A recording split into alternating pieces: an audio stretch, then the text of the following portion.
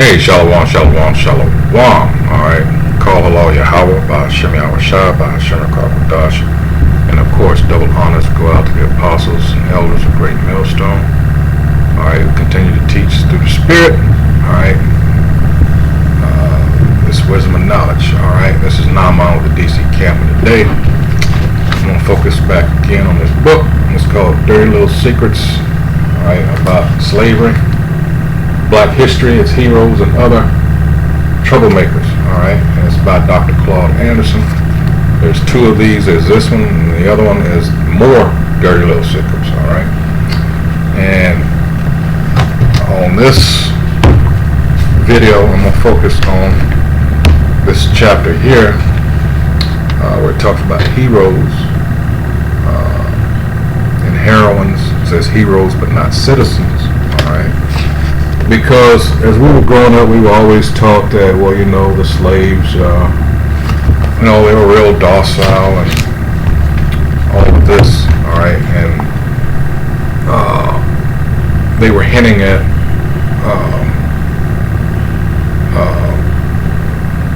we enjoy slavery, that kind of thing, which is crock, all right. All right, it says the Revolutionary War, first major conflict between this land and a foreign power, generated heroes from the ranks of blacks, both free and slave. In 1780s, just before the Revolutionary War, the slave Thomas Peters became a black military legend. Peters and 20,000 other black slaves sided with the British during the war in hopes of gaining their freedom. Peters was an excellent soldier who received many accolades. When his side went down to defeat, so did his hopes for freedom. A few years later, in 1788, a black slave named Dick Pointer saved the lives of many white settlers one early morning at Fort Donnelly, Virginia, by single-handedly holding off a surprise Indian attack until the garrison awoke and came to his aid. Louis Pancio was another little-known black slave-turned-hero of the Third Seminole War. Not only did he get revenge for his enslavement, but he exacted it against a famous military leader, Major Francis Dade of the United States Army. See, they want you to believe that none of this took place. You got to understand, Psalms 83, all right, covers a whole lot. You got to factor in the school/food system here, the way it was put together. That involves that also. Any means to keep us from realizing who we really are, especially with history. Alright? Because, alright, who runs all the schools, who runs all the printing presses and all this, going back to, when this was history being made here, alright? Your enemy, our enemy. You got to remember the curses, all right? Everything was taken from us, per Jeremiah 17:4. Even the name, all right? This was all done and to whip us back into shape, so to speak. It says Pancio, however you say it, was a runaway slave who had joined the Seminole Indians in Florida. He convinced the military that he could be trusted to guide them to various Indian and black rebel hideouts. Dealing with Reuben down there in Florida, alright? Instead, Pancio led Dade into a trap in Florida. Pancio led Major Dade and his hundreds of troops and Creek Indians into the swamps, where Chief Osceola and his men were waiting in ambush. Pancio's plan was so well executed that only 4 of Dade's men survived. Did you hear that? He started out with hundreds of troops along with the Creek Indians, and all that was left, alright, were 4.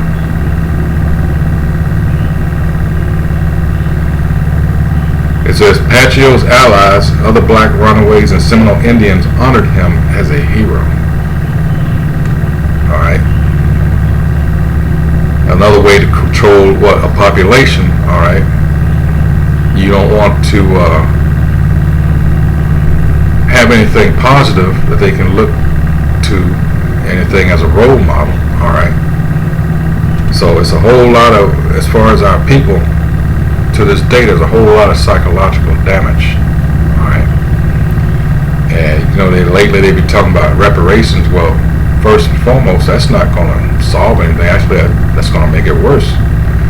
Our people have to be repaired on a spiritual level and be built back up. That's why this devil can't give us back what he's taken.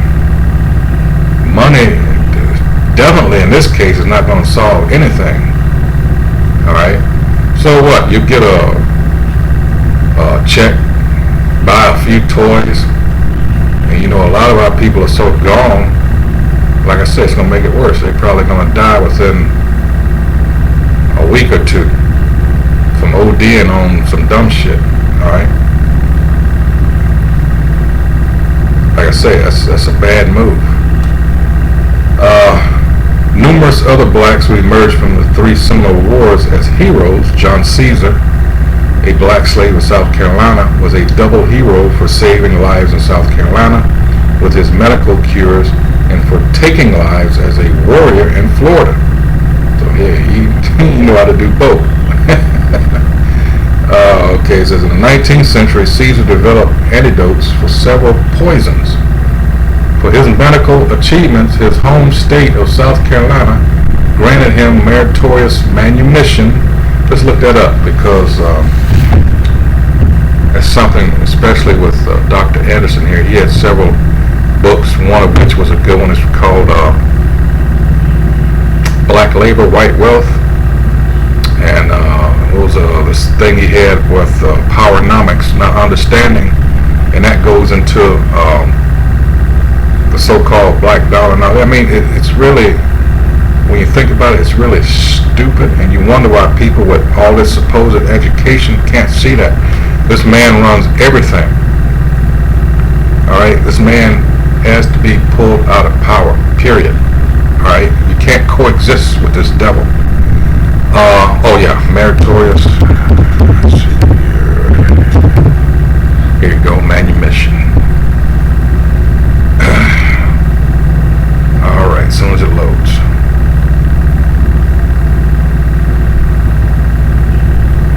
All right, it says the Meritorious Manumission Act of 1710 was enacted in Virginia. The Meritorious Manumission Act of 1710 was enacted in Virginia, posted on January 3rd. Let's go further into this. Let's see. That didn't go as in depth as I thought it was. I was trying not to go into it. Let's see. But I should have known better. Oh, here it is. It says, it was the legal act of freeing a slave for good deeds as defined by the national public policy and could be granted to a slave who saved the life of a white master or his property, invented something from which a slave master could make a profit, or snitched on a fellow slave who was planning a slave rebellion or to run away, and that happened a lot. All right, that's something else you got to factor in there. A lot of rebellions fail because of other jakes. Alright, remember, it wasn't time yet. Prophecy still had to be fulfilled. Alright, it goes on to say, let's assume that that's where the term selling out came from. Exactly. 300 years later, black folks are still dealing with sellouts, but I think we should take a different look at this issue. Selling out is a very negative term, especially among black folks. But for those who sell out, it seems to be a very profitable term. Some of our prominent black spokespersons are very well off financially because they sold out. They started out as strong black advocates and activists, and now they are nothing more than sycophants for various causes, political parties, businesses, and politicians, i.e. Jesse Jackson and what? Who's the other one? Come on. Alright. There's several others. It says, I have often been told that everyone has a number, a price they would accept to sell out. I wonder what the number was for Marcus Garvey. I wonder if he even had a number. When I listen to his speeches and read his papers, I doubt it. Whatever. But it made the point what meritorious manumissions was. All right. You do something, master, like you got a chance to get anything up to, including your freedom. All right. It says, for his medical achievements, his home state of South Carolina granted him meritorious manumission from enslavement as well as 100 pounds in cash. Wow. It says several years later in the 1820s, Caesar joined the struggle of runaway slaves and Indians in Florida. Within a short time, he became a feared and valiant black warrior.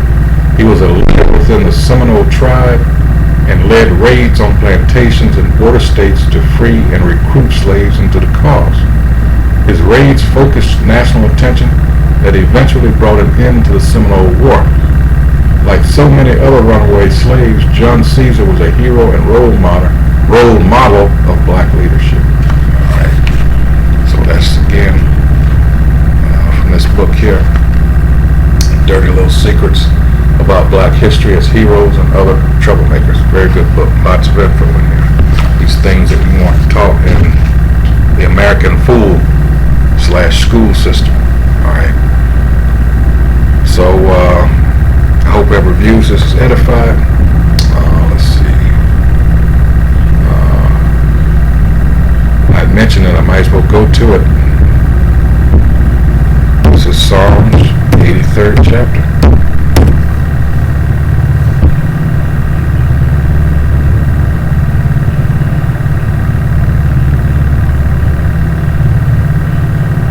Might as well start at the top. It says, Most High implored to confound his enemies. Psalms 83 and 1. A song or psalm of Asaph. Keep thou not silence, O Most High Yahweh. Hold not thy peace, and be not still, O Most High Yahweh. For lo, thine enemies make a tumult, and they that hate thee have lifted up the head, their pride. They have taken crafty counsel against thy people, and consulted against thy hidden ones. They have said, come and let us cut them off from being a nation. In so many ways, our people think they're black, which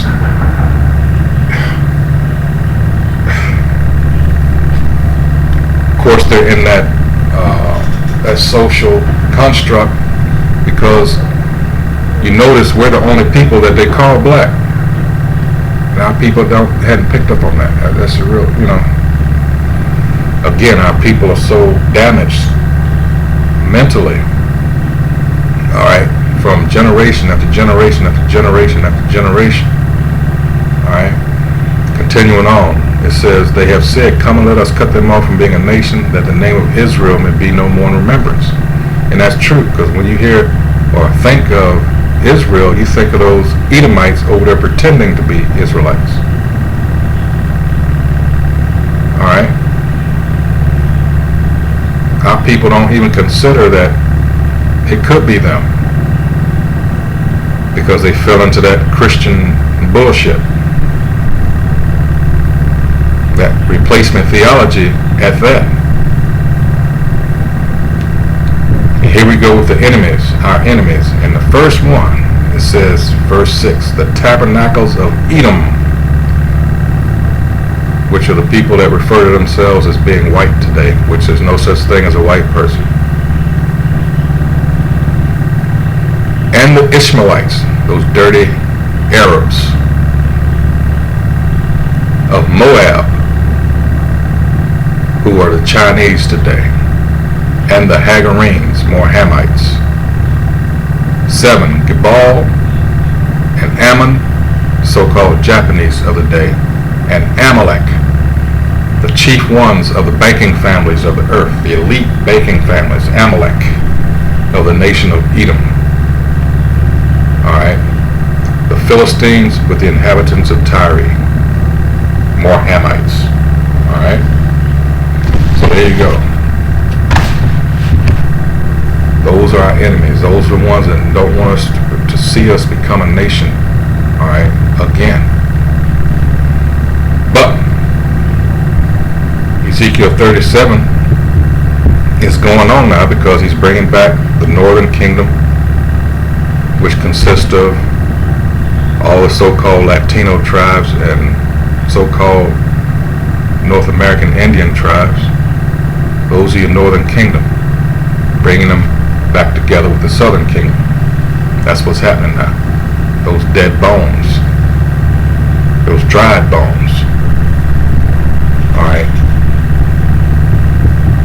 That flesh, the sinew and all that is coming back upon them. We're becoming aware of who we were and are. That's what that's talking about.